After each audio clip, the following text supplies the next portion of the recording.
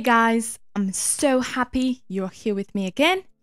Today I have, I hope, a short message and I hope that you'll be encouraged. And today's message is probably mostly aimed towards women, but obviously it can be applied to anyone, anywhere. So why not stick around and maybe encourage your wife or your sister or your mum through this message. So this morning, actually, while I was reading my Bible in my devotional time, God spoke through me to a passage that I read several times before, maybe hundreds of times before, and I never saw what God showed me today. And today's reading was from 2 Samuel chapter 20. I have my Bible with me, by the way. So I'm gonna, if I look it down, it's just because I'm kind of looking at the Bible and see exactly where is the verses that I'm going to talk about. I'll bring you a little bit of context. It's from 2 Samuel chapter 12, which comes after Absalom revolted around against David and how he was killed. And now Sheba, I think you call him, he revolted against David as well. And part of David's kingdom went after him, and Judah stayed faithful to David. And then it just talks about how Joab, which was, if I'm not wrong, was the captain of David's army. He chased Sheba trying to catch him. So we get to this Bible verses, which I think the town, it has a different, a fuller name, but let's just call it the town of Abel. It has Abel Beth Makkah, I suppose. But basically, Joab with his army was in front of the town of Abel, ready to destroy the town so he could catch Sheba. And then we get to verse 16, which says in the New Living Translation, "But a wise woman in the town called out to Joab, 'Listen to me, Joab. Come over here so I can talk to you.' And then he talks to him. And basically, to cut the story short, a wise woman, we don't even know her name, changed and saved hundreds of lives. Why? Because she asked Joab, 'Why do you want to destroy our town?' Basically, paraphrased. And Joab said, 'I didn't come to destroy a town, but I do want Sheba, and if I have to destroy it to get to him, to catch him, I'll do it.' And then the woman says, 'Let me deal with it. We'll throw you the head of Sheba over the walls.' And she did. She went in the town, she talked to the people, she convinced them, and then they caught Sheba, killed him, and threw the head. Sounds very, not very, very violent.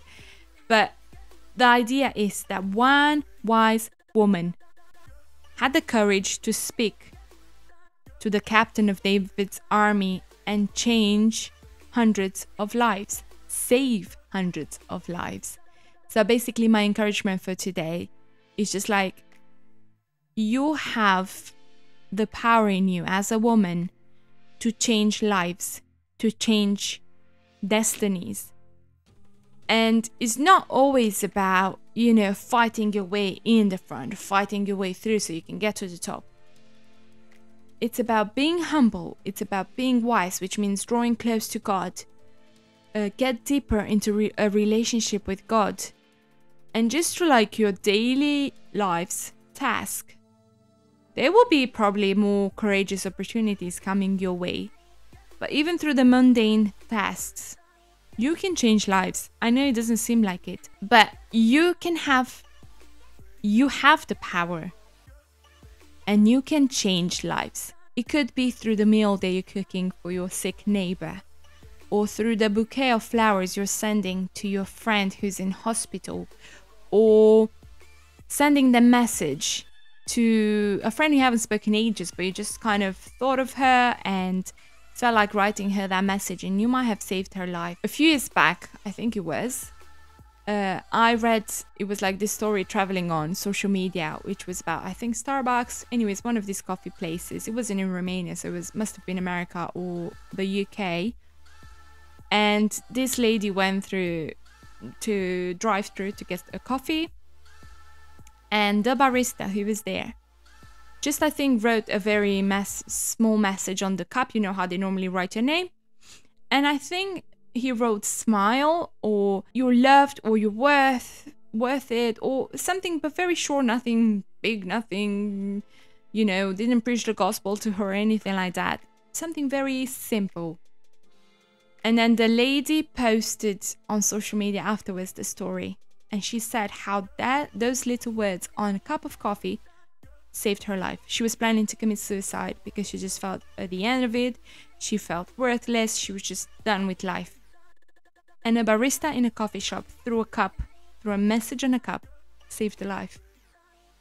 So don't tell me these little things that sometimes seems like they don't matter. Actually, they have a big power to change lives.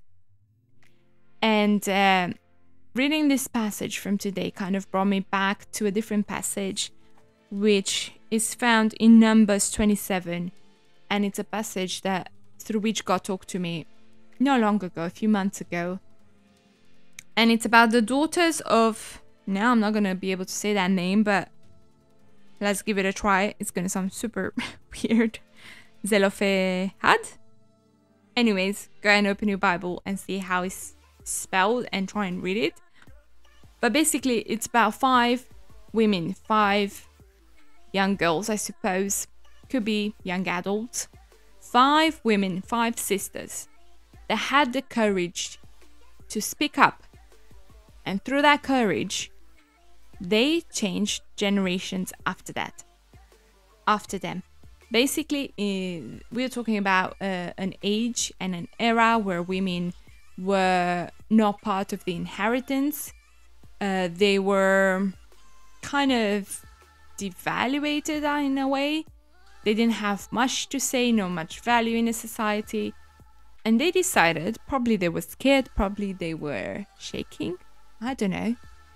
But I guess it was not a comfortable thing to do. And they decided to go to Moses and the leaders and speak up and say, look, our father, also they were orphans because we know that their dad was not alive anymore. And they have the courage and they go and say to the leaders, look, our father was a godly man. He was not part of the Korah and his rebellion, you know, when they were swallowed by the earth open and they were swallowed by the earth. Our dad was not part of them. He was faithful and he had no sons. So we have no land to inherit. It was in the time when they were dividing the land. And basically they were asking, we would like some land next to our relatives. And Moses, who was a very wise man, he did not hurry and say no. Nobody heard of this before. God didn't tell me to do this before. He was wise and he said, let me ask God and we'll see what God says. So he goes and asks the Lord and the Lord says, you know what? Their request is a legitimate request. Give it to them.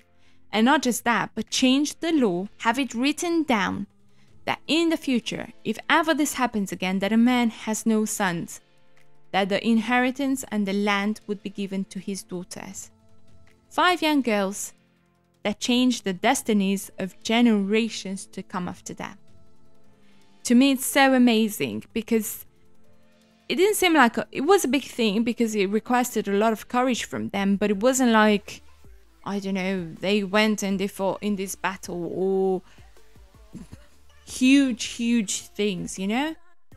Yeah, it needed courage. They needed courage to go and do something that nobody heard of course. But it wasn't necessarily something huge. And you know what? In both cases, in this with the 5 women and in the one with the woman that saved the town of Abel, all that was needed was words. And it's already known, it's a known fact, that women have more words than men. That they need to speak, I don't know how many thousands of words a day. A man probably needs to speak somewhere half that. So we use words all the time as women. So how about you and me are the women that will change lives? You know how? Through our words. How about if from now on, instead of gossiping or spreading the gossip further, we stop it? How about instead of spreading the rumor, it stops at us?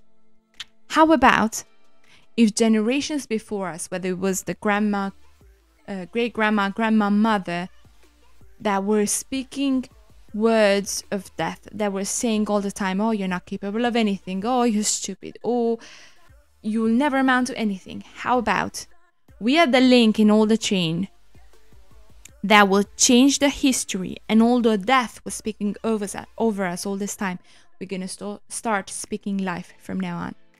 How about if generations before us, the wives were always nagging to their husbands?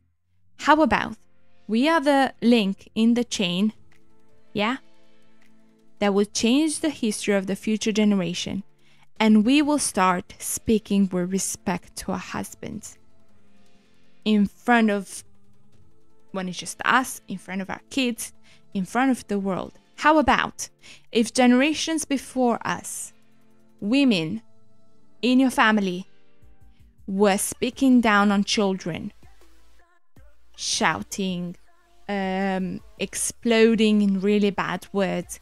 How about we have the courage to be the chain, to be the link in the chain that starts speaking life over our kids, that we start encouraging our kids, that we start praying over our kids? How about we change history? And all we need is our words.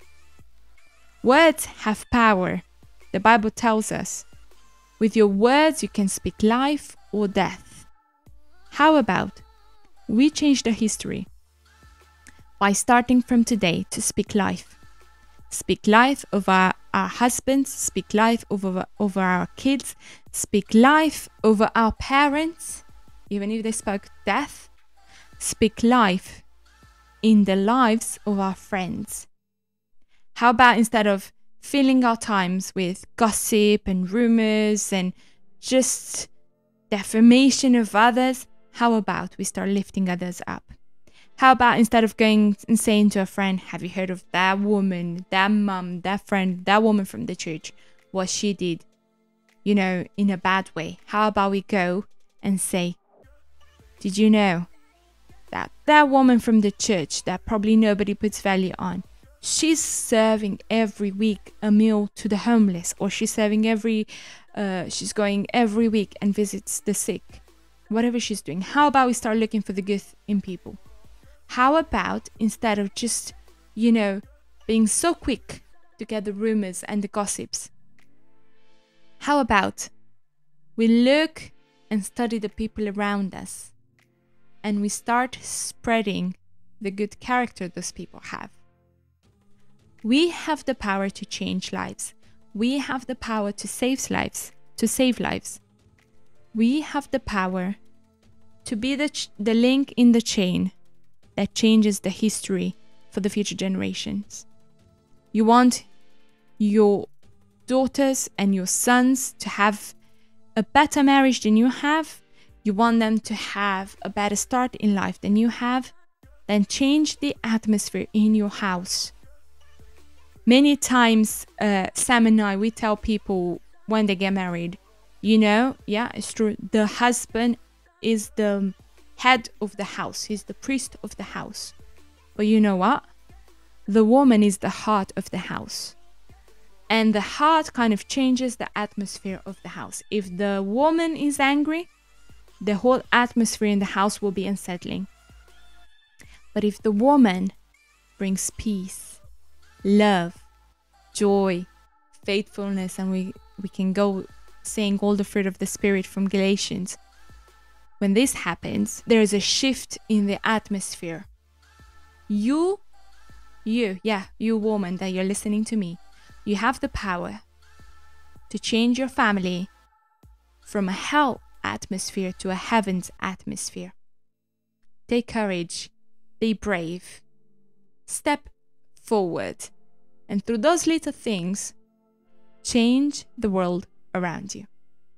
Be blessed, and I can't wait to hear, what God did in you and through you, and how lives changed after you decided to just listen to God, just be faithful in the little things. So I hope to see you next time. Don't forget to subscribe. By the way, analytics tells me that only about 23% of the viewers are subscribed to the channel, so don't forget to subscribe. And I hope I see you next time. Be blessed and have an amazing day, and take courage and change lives. Bye.